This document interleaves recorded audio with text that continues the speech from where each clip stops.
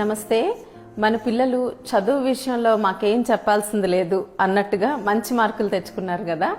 Congratulations పిల్లలకి, టీచర్స్కి, పేరెంట్స్కి. మరి సమ్మర్ హాలిడేస్ మొదలైనవి, అసలు కథ ఇప్పుడే మొదలవుతుంది. ఏం క్లాసెస్ పెట్టాలా అని పేరెంట్స్ చాలా ఆలోచిస్తూ ఉండుంటారు. ఈ విషయం మీదే నేను ఒక చిన్న మాట పిల్లలతోనూ పేరెంట్స్తో పంచుకోవాలనుకుంటున్నాను. చదువు అనేది జీవితానికి కొంతవరకు భద్రతనిస్తుంది. అలాగే మానవ విలువలు అనేవి జీవితానికి ఒక అర్థాన్ని, ఒక సంపూర్ణతని ఇస్తాయి. ఈ సమ్మర్ హాలిడేస్లో అలాంటి మానవ విలువలు పిల్లలకి ఎలా మనము పెంపొందించుకోగలుగుతామో నాకున్న ఎక్స్పీరియన్స్తో నేను చిన్నప్పుడు చేసినవి, నేను ఇంకా చేస్తున్నవి మీతో పంచుకోవాలనుకుంటున్నాను. సో ముఖ్యంగా ఒక రోజుని మనము 3 భాగాలుగా డివైడ్ చేయొచ్చు. అంటే ఉదయం 8 గంటల నుంచి 12 గంటల వరకు విజ్ఞానానికి, మధ్యాహ్నం 12 నుంచి సాయంత్రం 4-5 వరకు వికాసానికి, అలాగే సాయంత్రం 5 నుంచి 9-10 లోపు వినోదానికి. అంటే ఇలా డివైడ్ చేసుకుంటే మీరు సమ్మర్ హాలిడేస్లో కూడా అన్నీ ఎంజాయ్ చేస్తారు, అలాగే కొంచెం విజ్ఞానం కూడా పెంపొందించుకుంటారు. ఏం చేస్తానో ఒక చిన్న ఉదాహరణ చెప్తాను. ఉదయం 8 గంటల కల్లా దయచేసి పిల్లలు 8 లోపు మాత్రం నిద్రలేగవాలి. సెలవులైనా సరే, వీకెండ్స్ అయినా సరే, అది ఎప్పుడు జీవితాంతం ఆ హ్యాబిట్ చాలా ఇంపార్టెంట్. సో 8 లోపు నిద్ర లెగవటం. తర్వాత రెండవది, 1 గంట సేపు మీకు ఇష్టమైంది యోగా అవ్వచ్చు, బ్యాడ్మింటన్ అవ్వచ్చు, వాలీబాల్, స్విమ్మింగ్, ఏదో ఒకటి గేమ్ ఆడండి. అది మీకు శక్తినివ్వడానికి. అలాగే మూడో విషయం, 1 గంట సేపు చదువుకి కేటాయించండి. అంటే ఈ హాలిడేస్లో లాస్ట్ ఇయర్ చదువుకున్నవి మర్చిపోకుండా మీకు నెక్స్ట్ క్లాస్కి వెళ్ళేటప్పటికి ఒక జంప్ స్టార్ట్ అనమాట. అంటే కొంచెం ముందే అర్థమవుతాయి విషయాలు. మ్యాథ్కి 1 అరగంట, ఇంగ్లీష్, ఈ 2 చాలా ముఖ్యమైనవి. 1 గంట చదువుకి కేటాయించండి. ఈ 3 విషయాలు కంపల్సరీ రోజులో చేయాలి. తర్వాత మధ్యాహ్నం నుంచి ఎండలు ఉంటాయి బయట. సో ఈ మధ్యాహ్నం ఇప్పుడు మీ వికాసం కోసం.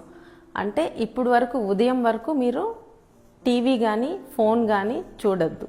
మధ్యాహ్నం మీకోసం 1 గంట కేటాయించుకోండి. అది టీవీ అవ్వచ్చు, ఫోన్ అవ్వచ్చు, ఏదో ఒకటి. దానికైతే ఒక టైం పెట్టుకోండి.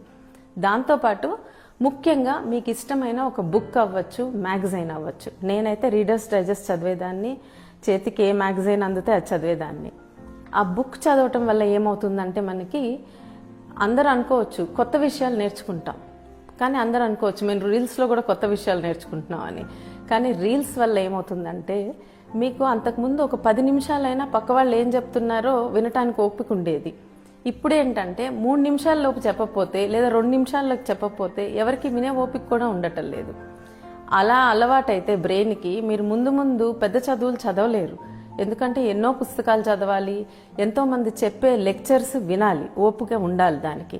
సో అలాంటిది కేవలం బుక్ రీడింగ్, అంటే పుస్తక పఠనంతోనే వస్తుంది. సో మీకు ఇష్టమైన బుక్ చదవండి. సో అది ఏ బుక్ అనేది ప్రత్యేకంగా లేదు. నెక్స్ట్ విషయం ఏంటంటే, పిల్లలతో కంపల్సరీ ఒక 3 రకాల విత్తనాలు నాటించండి. నేను సామాన్యంగా ఎవరికైనా చెప్పేది మెంతులు 1, గోంగూర, తీగబచ్చలి, ఈ 3టిని మొలకెత్తించడము, వాటిని పోషించడం చాలా తేలిక. సో అది చేసినప్పుడు పిల్లలు రోజు వచ్చి చూస్తారు వాళ్ళు పెట్టిన విత్తనాలు మొలుస్తున్నాయా లేదా అని. వాళ్ళకి ఓర్పు అలవాటు అవుతుంది, వాటిని కేర్ చేయటం అలవాటు అవుతుంది. వాటిని పోషించలేకపోయినా కనీసం దానిలో ఉన్న కష్టం అర్థమవుతుంది. ఒక రైతు కూరగాయలు పండించడంలో కానీ ఎంత కష్టం ఉంది అనేది వాళ్ళకి అర్థమవుతుంది. దీనివల్ల ఎదుటివారి కష్టం అర్థమవుతుంది ఈ చేయటం వల్ల. తర్వాత మధ్యాహ్నం టైంలో ఆర్ట్, పిల్లలకి ఇష్టమైన ఆర్ట్ అవ్వచ్చు, లేదా కుట్టడం, అంటే ఒక చిన్న హుక్స్ కుట్టడం కానీ, చిన్నవి ఏదైనా విషయాలు. ఇవి ఏంటంటే లైఫ్ స్కిల్స్. ఇలాంటివి రేపు వాళ్ళు పెద్దయి ఎక్కడికి వెళ్ళినా కూడా ఈ చిన్న విషయాలకి భయపడక్కర్లేదు. వాళ్ళు చాలా కాన్ఫిడెంట్గా పెరుగుతారు. సాయంత్రం అయ్యేటప్పటికి ఒక 5 తర్వాత వినోదం. సో సమ్మర్లో ఫన్ పార్ట్, మీరు వెళ్ళి ఫ్రెండ్స్తో ఆడండి. ఫ్రెండ్స్తో కలిసి గేమ్స్ ఆడినప్పుడు ఏమవుతుందంటే, నలుగురితో కలిసి ఎలా ప్రవర్తించాలి అనేది మీకు అర్థమవుతుంది, పిల్లలకు కూడా అర్థమవుతుంది.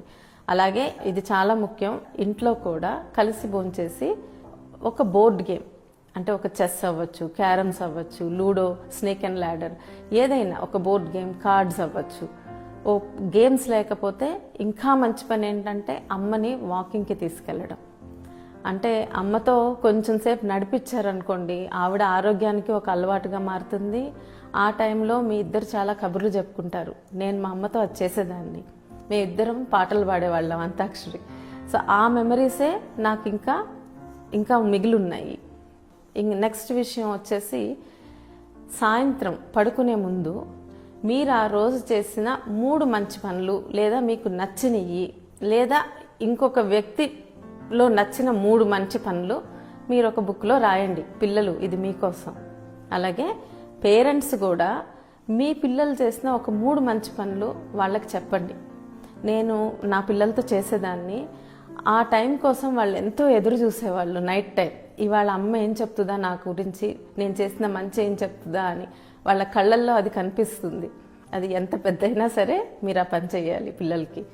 దీనివల్ల ఏమవుతుందంటే వాళ్ళు ఎదుగుతున్న కొద్దీ వాళ్ళు కాన్ఫిడెంట్గా ఉంటారు, వాళ్ళ మీద వాళ్ళకి ఆత్మస్థైర్యం ఉంటుంది. అలాగే ఎదుటి వ్యక్తులు మంచిని గుర్తిస్తారు, గుర్తించిన దాన్ని వాళ్ళకి చెప్పగలుగుతారు. అలాగే వాళ్ళు చేసిన మంచిని కూడా ఇంకొకళ్ళు గుర్తిస్తున్నారని తెలిస్తే ఇంకా మంచి చేయాలని వాళ్ళకు కూడా అనిపిస్తుంది. మరి ఇలా చేసి పిల్లల్ని పెంచితే వాళ్ళు ఎంతో ఆదర్శవంతమైన పౌరులుగా ఎదుగుతారు.